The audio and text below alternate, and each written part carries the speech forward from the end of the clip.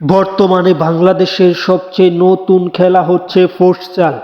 এই কিছুদিন আগে থেকে মূলত বাংলাদেশে ফুটসাল চালু হয়েছে। আগে একবার চালু হলেও তা দীর্ঘস্থায়ী হয়নি। তাই ফুটসাল সাব চ্যাম্পিয়নশিপ সামনে আসছে। মূলত জানুয়ারির মাঝামাঝি সময়ে পুরুষ এবং নারী ফুটসাল সাব চ্যাম্পিয়নশিপ অনুষ্ঠিত হবে।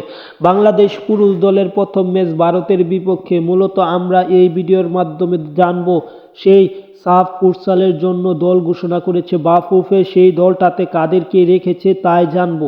তার আগে যারা চ্যানেলটি সাবস্ক্রাইব করেননি, চ্যানেলটি সাবস্ক্রাইব করে পুরো ভিডিওটা দেখুন, তাহলেই জানতে পারবেন মূলত বাংলাদেশের ফুটসালের কারা কারা আছে মোহাম্মদ রাহবার ওয়াহেদ খান, তিনি হচ্ছেন অধিনায়ক। আছে ইমতিয়াজ মুস্তাফা চৌধুরী, মোহাম্মদ তুহিন, কাজী ইব্রাহিম আহমেদ, আছে মোহাম্মদ রাশিদুল ইসলাম, মোহাম্মদ মঈন আহমেদ, তাজওয়ার বিন কাশেম, ফয়সাল আহমেদ, ইমন, মোহাম্মদ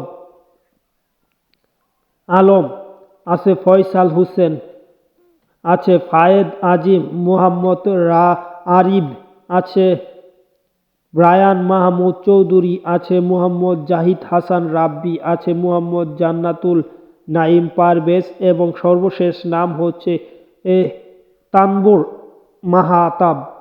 মূলত এটা হচ্ছে বাংলাদেশের ফুটসালের 16 সদস্যের একটা স্কোয়াড। এই স্কোয়াডটাই মূলত খেলবে।